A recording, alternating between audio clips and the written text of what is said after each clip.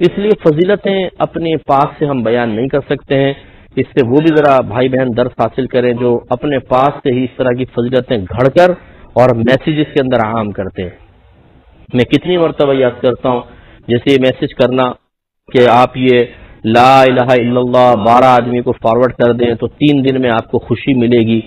10 دن میں آپ کو خوشی، اور بعض تو پھر اس کے جسٹ اپوزٹ بھی لکھ دیتے ہیں، اگر نہیں کیا تو ان لکی ہو جاؤ گے، معاذ اللہ ثم معاذ اللہ۔ تو اس طرح کی باتیں لکھنا بہت بڑا گناہ ہے، کیونکہ فضیلت کا بیان کرنا کہ کیا ملے گا کیا نہیں، یہ صرف نبی کا کام ہوتا ہے، صحابی تک آپ بیان نہیں کر سکتے، کوئی صحابی بھی، وہ بھی اگر کر رہے ہیں اور اسے سرکار کی طرف منسوب نہیں کرتے، اپنے جیسے کہہ رہے ہیں اگر آپ یہ کرو گے تو اتنا ثواب مل جائے گا، تو یہ واجب ہے محدثین پر کہ وہ یہ کہیں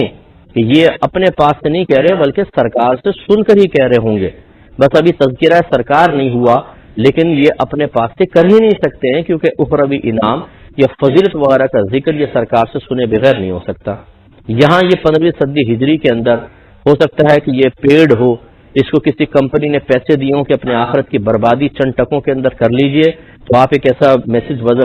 بناؤ اور اس کو فارورڈ کرو تاکہ کثرت سے لوگ میسج کریں گے تو ہمارا اچھا ہے کالنگ کارڈ بکیں گے۔ تو اس طرح کے لوگ ہائر کیے ہوتے ہیں جو اس طرح کی جھوٹی سچی باتیں بنا کر اور وہ لوگوں کے درمیان عام کر کے جب وہ میسج تیزی کے ساتھ چلتا ہے تو پھر اس سے کمپنیاں فائدہ حاصل کرتی ہیں۔ جیسے زلزلہ آ جائے گا تو کہیں گے یہ فلاں صورت پڑھ لیں زلزلے سے محفوظ رہیں گے۔ ایک صاحب نے مجھے بھی ایسی ایک صورت کا بتایا، میں نے کہا کہاں پڑھا ہے آپ نے؟ تو انہوں نے پتہ نہیں کہاں سے قیاس کر آ کے پھر وہ ثابت کرنے کی ناکام ترین کوشش کی کہ جی فلاں حدیث میں آیا کہ مصیبت سے انسان بچ جائے گا، زلزلہ بھی ایک مصیبت ہے، لہٰذا اس لیے میں نے ایسا لکھ دیا کہ صورت پڑھیں گے تو مصیبت سے بچ جائیں گے۔ تو خلاصہ کلام یہ ہے کہ اس طریقے سے کچھ لوگ جہالت میں، کچھ ایسے ہوتے ہیں کہ جو اپنی کسی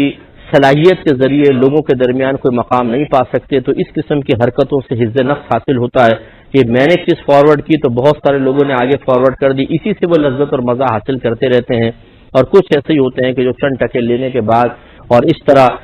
معاملات شریعت میں انٹرفیئر کرنے کی کوشش کر کے اپنی آخرت کی بربادی کا سامان کر رہے ہوتے ہیں۔ یہ غلط طریقہ کار ہے، ایسی کوئی فضیلت اپنے پاس سے گھڑ کے نہ عام کریں۔ یوں ہی صورتوں کے فضائل گھڑ دیں گے، جو یہ صورت پڑے گا اس کو اتنا ثواب ملے گا، وہ عام کر دیا جاتا ہے۔ یا بڑی راتیں جیسے آتی ہیں، جیسے شب قدر وغیرہ ہے، شب براءت میں لوگ عبادت کرتے ہیں، شب معراج ہے، اس میں پمفلیٹس نکال لیں گے، اس میں جھوٹی جھوٹی رکعتیں اپنے پاس سے ان کی تعداد، ان میں پڑھنے والی صورتیں اور ان کی فضیلتیں گھڑ دیں گے اور وہ پرچے بانٹیں گے۔ اور ہماری جاہل عوام کہ جو نہ قرآن کو پڑھنے کے لیے تیار ہے، نہ حدیث کو، نہ قرآن کے عذابات سے ڈرنے کے لیے تیار ہے، نہ نبی کریم صلی اللہ علیہ وسلم کی باتیں ان کے قلب کو لرزاتی ہیں، اس قسم کے غیر معلوم لوگوں کے پرچے ان کو ہلا کر رکھ دیتے ہیں۔ جیسے یہ بھئی ایک مدینے کے ایک بابا شیخ احمد، پتہ نہیں کون شیخ احمد ہے، وہ شیخ احمد کو جی سرکار خواب میں آئے کہ زلزلے آ رہے ہیں اور طوفان آئیں گے اور یہ آئے گا وہ آئے گا اور میری امت کو یہ پیغام دو کہ ایسا ایسا کرو، اور فوراً یہ پرچے آپ پتہ نہیں کتنے آدمیوں کو بانٹیں۔ اور میں نے خود ایک جگہ پڑھا، اس میں لکھا تھا کہ اگر تم نے نہیں بانٹا تمہاری بیوی مر جائے گی، 7 دن میں بیوی مر جائے گی۔ تو یہ ہم بچپن سے دیکھتے آ رہے ہیں، اب تو خیر الحمدللہ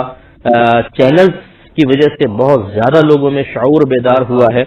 کہ لوگ ان پرچوں کو فوٹو اسٹیٹ کرا کے، فوٹو کاپی کرا کے مسجد کے باہر بانٹ رہے ہوتے تھے۔ یعنی اتنی ہمارے ہاں جہالت ہے کہ اللہ تعالیٰ اس کے رسول کی باتیں دل پہ اثر نہیں کرتی ہیں، اس طرح کے نامعلوم لوگوں کی باتیں اثر کرنا شروع کر دیتی ہیں۔ کتنے لوگ مجھے میل کرتے ہیں کہ فیس بک پہ ہم نے اس طرح پڑھا ہے مفتی صاحب، جو ہمیں خوف پیدا ہوا، اور وہ اسی قسم کی بے سروپا باتیں، یوں کرو ورنہ یوں ہو جائے گا، یوں کرو ورنہ یوں ہو جائے گا۔ ارے بھائی کو خدا کا خوف کریں، اللہ تعالیٰ اس کے رسول کی باتیں جو بالکل اوتھینٹک ہیں، قرآن و حدیث کی کتاب قرآن میں موجود ہیں، حدیث کی کتابوں میں موجود ہیں، انہیں پڑھنے کی فرصت نہیں ہے، اور اس قسم کی فضولیات کو پڑھنے کے بعد آپ کا دل لرز رہا ہے، اس کا مطلب یہ ہے کہ آپ کے دل میں خوف خدا نہیں ہے، بلکہ یہ جہالت اور شیطان کے زیر اثر آنے کا ایک اثر ہے کہ آپ اس قسم کی باتوں پہ خوفزدہ ہو کر فوراً احتیاطی تدابیر کی طرف نکل کھڑے ہوتے ہیں۔